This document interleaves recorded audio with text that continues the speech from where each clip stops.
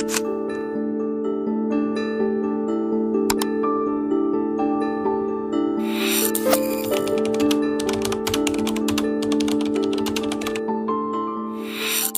warahmatullahi wabarakatuh. Waalaikumsalam warahmatullahi wabarakatuh. Pemirsa Radar Madura TV, kembali lagi dengan saya Jupri di program Sapa Legislatif.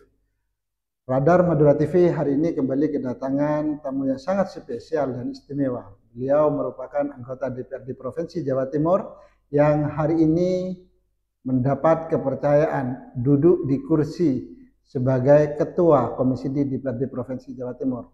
Langsung saja kita sapa Bapak Abdul Halim. Assalamualaikum. Waalaikumsalam warahmatullahi wabarakatuh. Terima kasih Mas Jupri, terima kasih pemirsa Radar Madura TV dan Sejahtera Madura. Oke, hari ini kita akan berbicara kembali tentang kebijakan-kebijakan pemerintah Provinsi Jawa Timur, khususnya yang berkaitan dengan mitra beliau di Komisi D.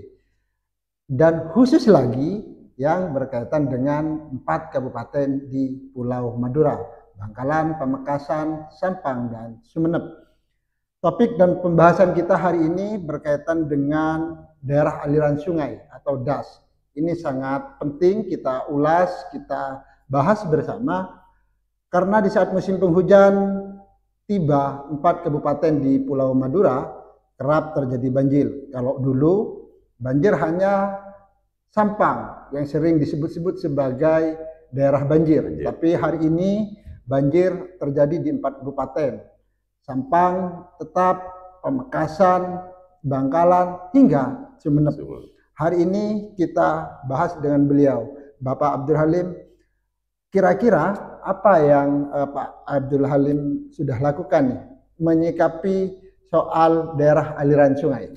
Ya. Terima kasih Mas Jupri. Jadi saya kira biar lebih akrab ya, Bang Halim. Bang Halim saja. Ya. Jadi Mas Jupri, sebelum saya masuk kepada materi terkait dengan daerah aliran sungai di 4 kabupaten di Madura ini, pertama ini harus saya sampaikan bahwa sungai yang ada di Madura itu semua domain dari pemerintah Provinsi Jawa Timur. Artinya jadi, semua kewenangan Pemprov. Semua kewenangan Pemprov. Jadi tidak ada kewenangan kabupaten kota. Nah, sehingga kalau kemudian terjadi persoalan banjir, maka ya Pemprov yang harus turun tangan.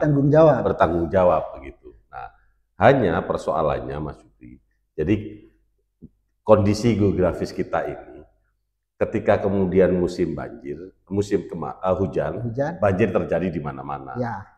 Begitu sebaliknya, ketika kemudian musim kemarau tiba, kekeringan di mana-mana. Nah, ini memang menjadi fokus dan pekerjaan kita. Apalagi kebetulan di Komisi D itu memang bermitra dengan PUSDA, kemudian juga dengan BPBD sebagian ketika ada eksiden atau terjadi musibah bencana. Nah, maka sekarang ini yang harus kita urai adalah bagaimana kemudian penyelesaian banjir yang ada di Madura ini bisa diselesaikan. Nah, ini saya kira memang tidak bisa kemudian secara parsial diselesaikan ya, tetapi memang harus secara komprehensif dari hulu maupun hilir. Betul. Nah, maka beberapa program kegiatan yang kemudian ini harus secara sinergi kolaborasi dengan berbagai macam dinas, termasuk dinas lingkungan hidup, dinas kehutanan, kemudian juga dinas bina marga, lalu dinas perhubungan juga, sebagaimana aliran misalnya terjadi longsor, terjadi banjir, itu kan juga akhirnya menjadi tanggung jawab bina marga dan dinas perhubungan ketika itu akhirnya terjadi banjir itu di jalan raya. Setidaknya melakukan rekayasa lalu lintas. Betul, betul. Maka ketika menyelesaikan itu, Mas Jupri, itu saya kira ya harus kolaborasi secara bersama-sama. Itulah yang kemudian ingin kami sampaikan. Terus kemudian menyasar pada apa kegiatan yang hari ini dilakukan oleh Dinas PUSDA Provinsi Jawa Timur di Kabupaten di Madura ya. Nah, kita bicara tentang Bangkalan. Nah, Bangkalan yang hari ini memang sudah terbiasa langganan banjir, terutama kawasan Blegah dan Arosbaya yang beberapa tahun terakhir ini secara bergantian, mohon maaf ini, ini ikut berduka cita dan prihatin betul karena baru-baru ini di Blega juga akhirnya ada santri yang meninggal karena terseret banjir. Nah, ini menjadi satu bentuk keprihatinan kita yang membuat kita mencoba untuk mencari jalan keluar agar supaya persoalan banjir di Blega ini bisa terselesaikan. Kenapa? Karena memang juga hampir sama dengan dengan Pamekasan, kemudian dengan Sampang, banjir Blega ini juga memutus akses nasional ya, karena memang ini di jalan nasional. Nah, kita mulai mencoba untuk membuat skema-skema penyelesaian ini, mereview daripada sekitar tahun 2004, Mas Jupri, bahwa ada gagasan untuk membangun waduk Blega pada tahun 2004. Nah, memang pada waktu itu pemerintah pusat yang kemudian memiliki gagasan dan ide dalam rangka menyelesaikan banjir Blega itu, terus kemudian memang yang diberikan kewenangan untuk mengerjakan itu pada pemerintah Provinsi Jawa Timur. Tapi karena pada waktu itu berdekatan dengan kejadian Waduk Nepa, sehingga akhirnya persoalan itu tidak bisa dilanjutkan. Pada waktu itu saya masih ingat bagaimana kemudian masyarakat dengan membentuk satu wadah namanya TPTL itu, Tim Pembela Tanah Leluhur, Mas Jupri. Saya masih ingat betul karena pada waktu itu salah satu tokoh yang menggaungi TPTL itu sangat dekat dengan saya, sehingga sedikit banyak saya dengar dan tahu cerita bagaimana proses gerakan itu dilakukan. Nah, hari ini semakin tahun banjir semakin intensitasnya semakin besar, maka harus diselesaikan. Nah, yang kedua, penyelesaian bagaimana kemudian ada aliran sungai yang dengan konsep terkoneksi di Bangkalan, Mas Yudi. Jadi terkoneksi itu nanti sungai itu diharapkan karena sungai kita dari Burneh sampai ke sebelah utara kantor radar ini, itu adalah sungai yang harapannya menjadi wajah masuknya ke kota Bangkalan. Maka kami dorong hari ini dan alhamdulillah sekarang berjalan proses normalisasi yang kemarin saya juga diundang dengan masyarakat di Kecamatan Burneh. Kami sosialisasi kepada masyarakat pengguna daerah aliran sungai itu supaya bisa ikut mendukung, terus kemudian ya rela dalam tanda kutip bahwa kemudian aliran sungai yang mereka gunakan, mereka manfaatkan untuk berbagai macam kegiatan itu, ya dengan adanya normalisasi ini mereka dengan rela, terus kemudian ya memperbaiki, mengalihfungsikan ya kondisi daerah aliran sungai. Karena harapan kita ini sungai terkoneksi itu, Mas Jupri, adalah sungai yang nantinya merupakan wajah masuk kota Bangkalan, yang itu ada taman-tamannya, kemudian ada jogging tracknya, lalu kemudian rencana yang kami gagas dan kami bahas dengan PUSDA Provinsi Jawa Timur itu nanti tidak hanya sampingnya itu bukan pelengsengan biasa, tapi beton yang kemudian kita mau lakukan. Ini beberapa kegiatan yang kemudian hari ini sudah existing. Belum lagi kemarin tiba-tiba ada banjir di Kabupaten Pamekasan. Dan juga menelan korban jiwa. Menelan korban jiwa, betul. Nah, akhirnya kami berkoordinasi bagaimana kemudian penyelesaiannya. Saya memberikan masukan kepada Pak Wagub pada waktu, Pak Emil, Pak Emil untuk berkoordinasi. Saya sampaikan, Pak Emil, banjir ini yang terjadi di Pamekasan ini memang tidak bisa secara parsial terus kemudian hari ini dikerjakan. Maka kalau ingin menyelesaikannya, ini hampir sama konsepnya seperti menyelesaikan banjir Sampang. Banjir Sampang ini memang sudah sangat menurun, berkurang betul, karena memang hampir 1 triliun anggaran dari pemerintah pusat diturunkan di Kabupaten Sampang untuk menyelesaikan persoalan banjir Sampang. Nah, menurut saya sampaikan kepada Pak Wagub pada waktu itu, ayo ini juga diselesaikan secara komprehensif, tidak bisa secara parsial, tiba-tiba banjir datang lalu kemudian dilakukan normalisasi. Kalau dalam rangka untuk ya secara instan menyelesaikan itu tidak apa-apa, tapi setelah itu baru kita harus konsep ini secara matang untuk kemudian penyelesaiannya biar secara permanen. Nah, itu butuh waktu, butuh proses, kemudian juga butuh anggaran yang besar. Nah, itu juga karena memang kebetulan ada di wilayah jalan dekat akses nasional, maka ya pemerintah pusat harus kita gandeng juga. Betul. Begitu Mas Jupri. Oke, menarik teman-teman, karena kalau selama ini upaya-upaya yang dilakukan pemerintah untuk mengatasi persoalan banjir mungkin hanya dilakukan dengan upaya normalisasi atau pengerukan sedimentasi di situ. Itu bukan upaya yang salah atau keliru, tidak, tapi itu adalah upaya jangka pendek. Yes. Penanganan banjir itu bisa dilakukan setidaknya 3 cara: jangka pendek, menengah, dan panjang. Panjang, betul. Untuk jangka pendeknya mungkin sudah dilakukan dalam ini ya, dengan pengerukan atau normalisasi. Tapi jangka menengahnya di situ ada upaya setidaknya melakukan membuat sodetan, membuat anak sungai.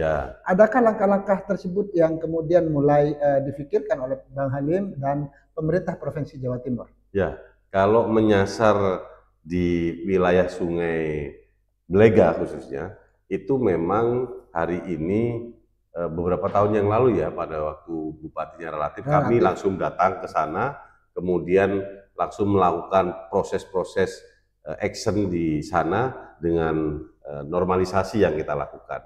Nah, yang kedua memang untuk jangka menengah kita berharap bahwa di atas, karena memang ini mohon maaf kondisi geografis di atas itu sudah istilah pepohonan yang menjadi penopang untuk serapan air itu sudah hampir semua berubah menjadi rumah, terus kemudian juga jadi kebun begitu ya. Akhirnya serapan itu sangat berkurang. Maka salah satu solusi yang kemudian ingin dibuat dalam rangka untuk mengurai banjir di Kecamatan Belega ini, maka kita juga mendorong adanya embung-embung di sebelah kanan kiri anak sungai tersebut. Nah, kemudian juga ya penanaman tidak bisa, reboisasi ini harus dilakukan. Harus dilakukan suka tidak suka, di mana spot-spot yang memang itu tidak dimanfaatkan ya harus ditanami kembali, karena ini bicara jangka menengah dengan jangka panjang. Nah, itu yang kemudian kita dorong. Meskipun faktanya sampai hari ini memang belum itu terlaksana, karena kembali lagi pada kekuatan fiskal kita. Bagaimana PUSDA Provinsi Jawa Timur harus menaungi sungai seluruh Jawa Timur yang jumlahnya 600 lebih itu. Ya, oke, pemirsa, ini kita akan bahas juga tentang jangka panjangnya yang sempat beliau sentil di awal tadi, yaitu soal pembangunan waduk, penyediaan waduk. Butuh anggaran yang besar, butuh lahan yang luas, dan mau tidak mau ini akan bersinggungan dengan masyarakat secara langsung. Masyarakat rela atau tidak melepas itu semua untuk pemerintah provinsi atau pemerintah pusat dan kabupaten. Sejauh ini gagasan atau komunikasi berkaitan dengan rencana pembangunan waduk ini seperti apa dengan pemerintah provinsi? Ya, jadi memang sejak 2004 gagasan ini kemudian disampaikan, disosialisasikan kepada masyarakat pada waktu itu, akhirnya muncul penolakan-penolakan, Mas. Yang saya sebutkan tadi bahwa ada wadah yang sampai sekarang ini hampir sudah 20 tahun ya. Saya masih ingat namanya. Namanya TPTL, saya masih ingat. Tim Pembela Tanah Leluhur, begitu. Kenapa? Karena memang waduk Belega yang direncanakan dulu itu akan ada di wilayah 3 kecamatan. Masuk Kecamatan Belega, Galis, dan Konang. Betul. Nah, di tengah-tengah berarti. Di tengah-tengah ini. Kenapa? Karena memang ini diharapkan, karena memang waduk ini tidak sembarang dihadirkan begitu ya, tapi memang harus ada sumber-sumber mata air yang mengisi itu. Ada juga konsep sebetulnya waduk kering namanya. Waduk kering itu memang murni menerima air ketika hujan turun dan dalam rangka menyelesaikan persoalan banjir, terus kemudian ya mengaliri area pertanian begitu ya, kemudian juga bisa dijadikan destinasi wisata. Nah, ini beberapa tujuan dan konsep daripada pembangunan waduk. Nah, kembali ke waduk Belega ini, pada saat itu akhirnya karena atmosfer persoalan waduk Nepa itu begitu kuat, kira-kira tahun 94-93 ya, jadi kurang lebih 10 tahun, sehingga kemudian masih membuat trauma masyarakat Madura pada waktu itu, sehingga akhirnya sudah tidak bisa dilanjutkan. Nah sekarang kalau mau bicara tentang Waduk Blega sampai sejauh mana, sampai hari ini justru saya yang kemudian menyampaikan gagasan itu untuk menyelesaikan ini secara permanen. Karena bagi saya kalau kemudian ada sudetan, terus kemudian ada embung-embung, terus kemudian ada reboisasi, itu hanya menyelesaikan persoalan banjirnya saja. Tapi sebetulnya sebagaimana tadi saya sampaikan, fungsi waduk ini banyak. Termasuk ya, aliran ke wilayah pertanian. Kemudian juga bisa jadi destinasi wisata.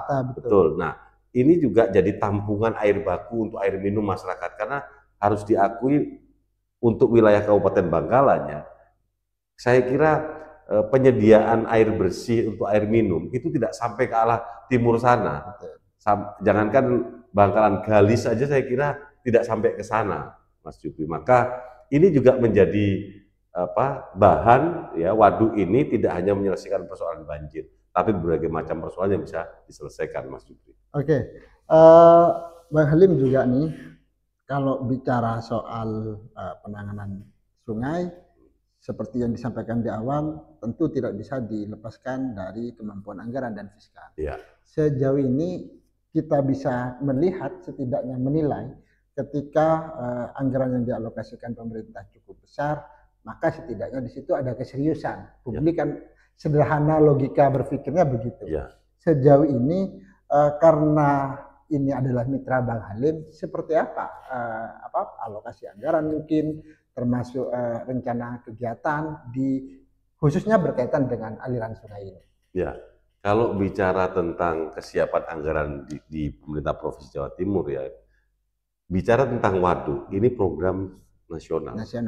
Maka kalau memang sudah menjadi program nasional, ini saya kira hampir 80–90% itu anggaran dari pemerintah pusat. Harus APBN? Harus APBN, Mas Sutri. Nah, yang kedua, kalau kita ini sebagaimana kita melihat daripada pembangunan penyelesaian persoalan banjir di Kabupaten Sampang yang hampir 1 triliun itu, bukan hampir ya, 1 triliun lebih. Ya.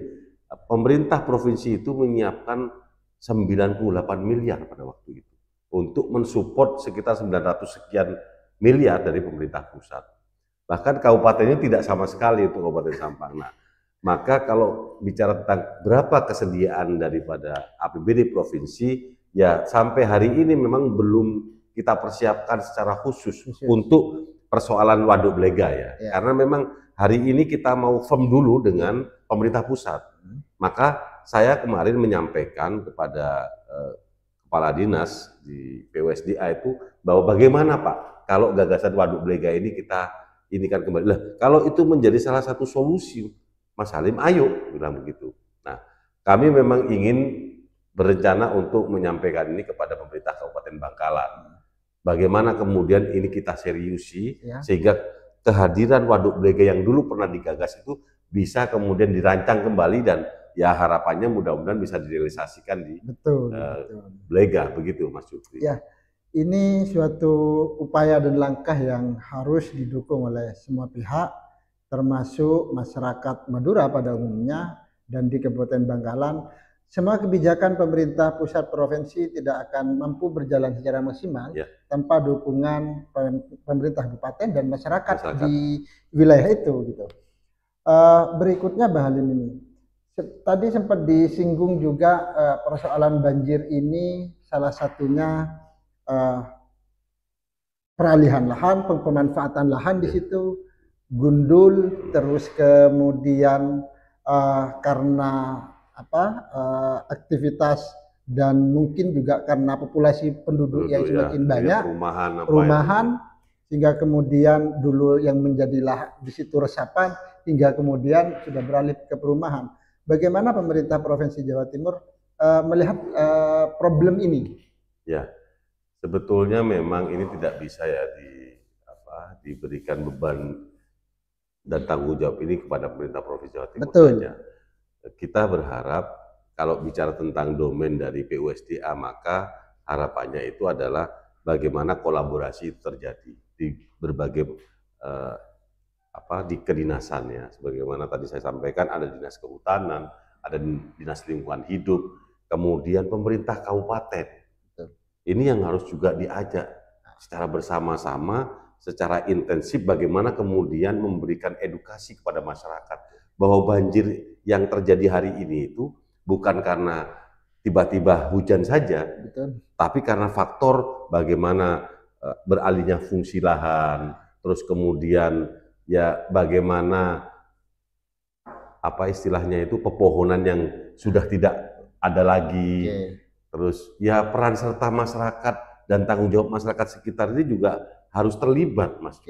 Nggak bisa ini secara sporadis itu dikerjakan atas nama pemerintah. Atas nama pemerintah provinsi. Ini harus kolaborasi semua, bersinergi semua, jalan bareng semua sehingga persoalan banjir ini bisa diselesaikan. Oke, siap. Saya tertarik berbicara yang di awal tadi disebutkan, utamanya soal normalisasi di Kabupaten Bangkalan, utamanya aliran yang di Burneh ini. Ya. Saya tahu mendapat informasi bahwa salah satu orang yang memperjuangkan itu agar terrealisasi adalah Bang Halim. Gitu. Ya. Dan gagasannya cukup luar biasa karena itu tidak cuma hanya dinormalisasi seperti yang disebutkan di awal, karena di situ di sisi kanan dan kiri akan dibangun jogging track. Ya. Masyarakat ini bisa berolahraga di situ, bahkan mungkin bisa juga menjadi tempat wisata baru nanti bagi masyarakat. Betul, betul. Sejauh ini kan sudah berjalan ya. Normalisasinya, Mas. Normalisasinya gitu. Kalau soal pembangunan lanjutannya nih, kira-kira kapan dan mungkin seperti apa nanti proses berjalannya nih, Bang Halim? Ya, Mas Jupri, jadi memang ini bertahap ya, karena hari ini penyelesaian normalisasi yang dilakukan dan secara anggaran itu terpisah memang, Mas, terpisah. Jadi terpisah, terus kemudian berikutnya bahwa anggaran ini kan cukup lumayan besar. Kami hitung dengan PUSDA provinsi itu hampir sekitar 40–50 miliar. Wah, luar biasa. Luar biasa, karena 12 kilo itu. Iya. 12 kilo dari Burneh sampai ke selatannya Polres ini. Ya. Nah, kalau kemudian memang menelan anggaran sebegitu besar, maka konsep kita, saya sampaikan, ini kita buat multi years, Pak.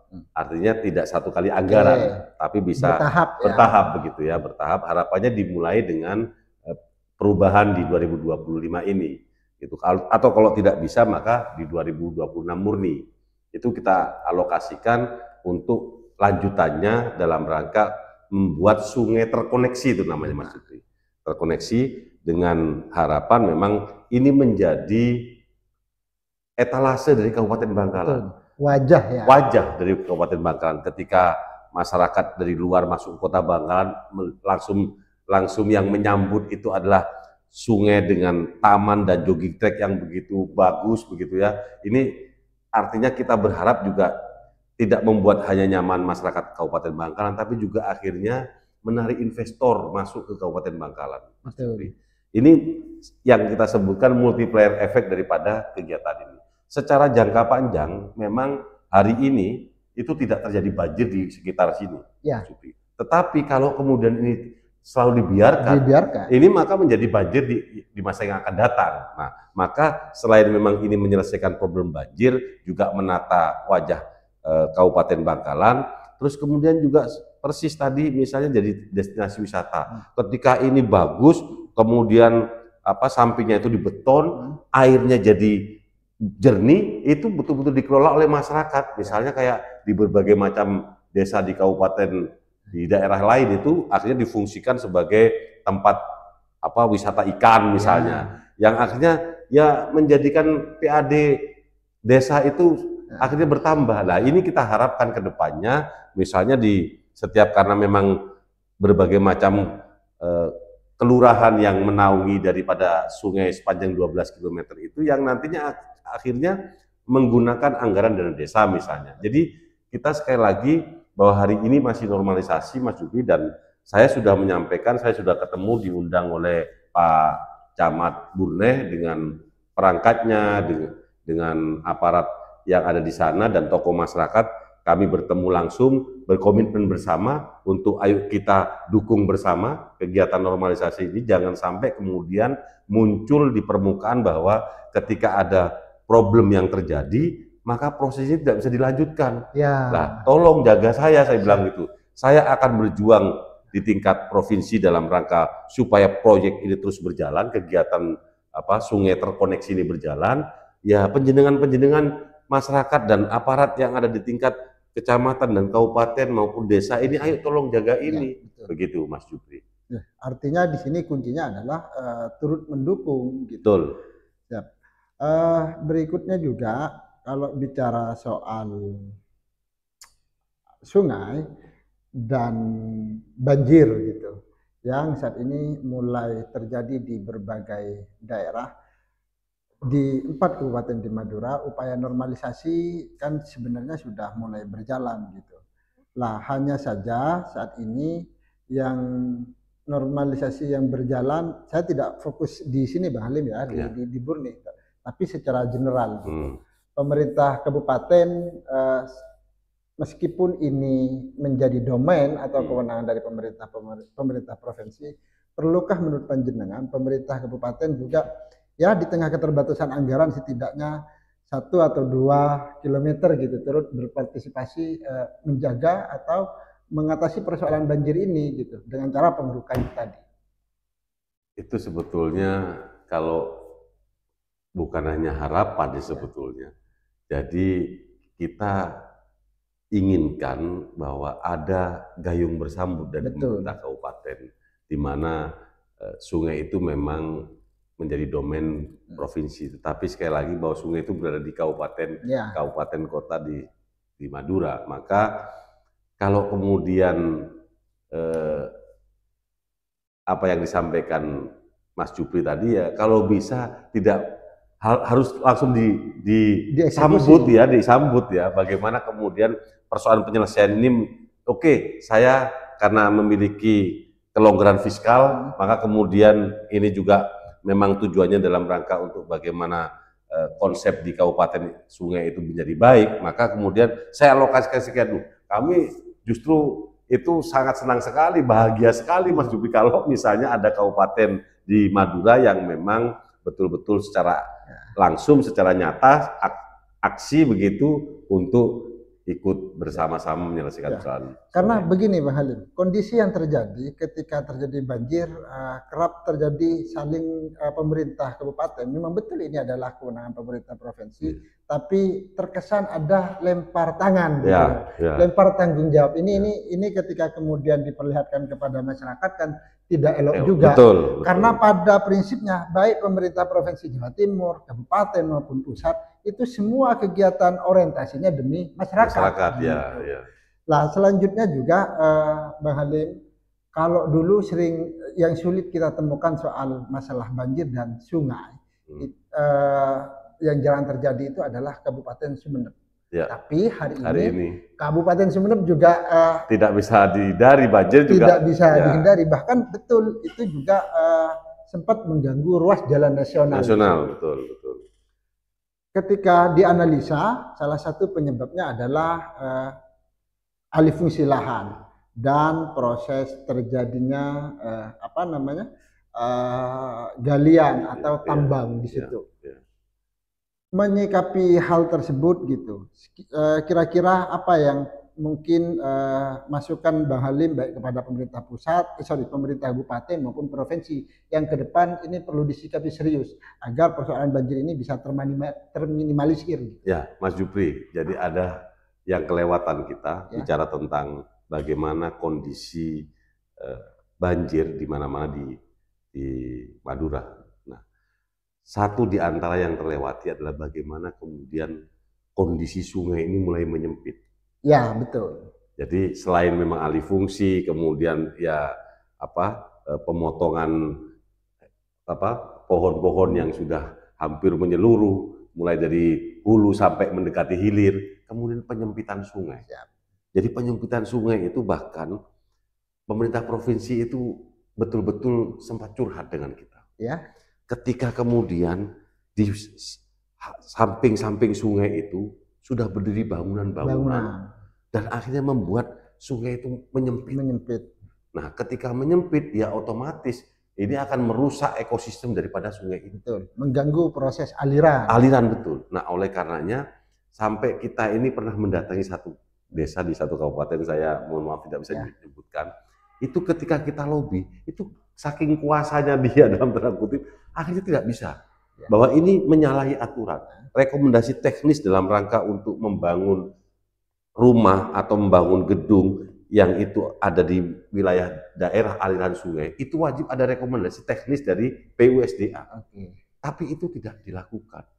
Ya kembali bahwa inilah apa istilahnya, ya tidak bicara karakteristik ya, tapi ini kebiasaan yang menurut saya perlu dirubah. Perlu dirubah, dan ini kebiasaan yang tidak baik bagi kita, karena apapun ini juga ketika terjadi sesuatu banjir, maka akibatnya bagi masyarakat kita juga. Betul. Itu yang kemudian ingin saya sampaikan. Maka dalam menyelesaikan ini, sekali lagi Mas Jupri, persoalan banjir itu tidak bisa sendiri. Terutama masyarakat yang paling utama. Masyarakat yang berada di wilayah pesisir sungai atau daerah aliran sungai di sekitar sungai itu betul-betul harus selalu diberikan edukasi. Terutama oleh kolaborasi lah, pemerintah kabupaten. Memang sungai di semua Madura ini domain provinsi, tapi tidak boleh dilepaskan.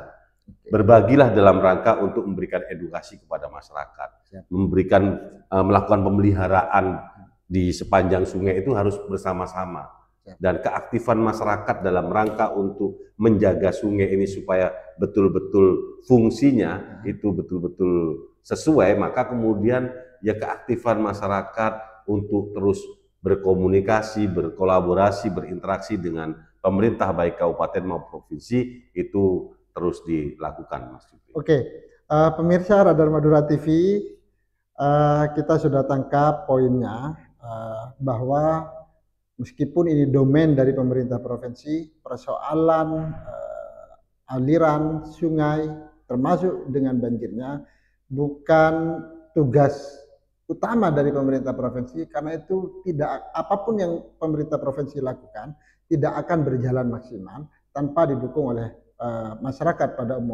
pada umumnya. Contoh sederhana misalkan, setidaknya jangan membuang sampah sembarangan di sungai. Betul. Itu kan sebenarnya hal sederhana yang mungkin terlalu kita remehkan.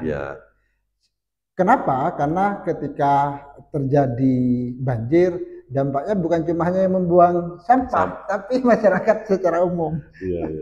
Lalu siapa yang keliru? Dan yang disalahkan pasti pemerintah. Tapi setidaknya kuncinya pada sore hari ini, Bang Halim sudah berupaya secara maksimal berjuang untuk menyuarakan kepentingan masyarakat Madura, khususnya di Kabupaten Bangkalan, Pamekasan, Sampang, dan Sumeneb. Sehingga salah satunya yang hari ini terrealisasi dan rasanya dirasakan oleh masyarakat secara langsung, yaitu normalisasi di Kabupaten Bangkalan. Kita berharap semoga ke depan semakin banyak normalisasi yang hadir program pemerintah pusat, provinsi ke Kabupaten Bangkalan, Sampang, dan Pamekasan hingga Sumeneb. Sekiranya cukup demikian, pemirsa Radar Madura TV, kita akan berjumpa pada kesempatan berikutnya. Terima kasih banyak Bang Halim. Sama-sama Mas Jupri. Billahi taufiq wal hidayah. Wassalamualaikum warahmatullahi wabarakatuh. Waalaikumsalam warahmatullahi wabarakatuh.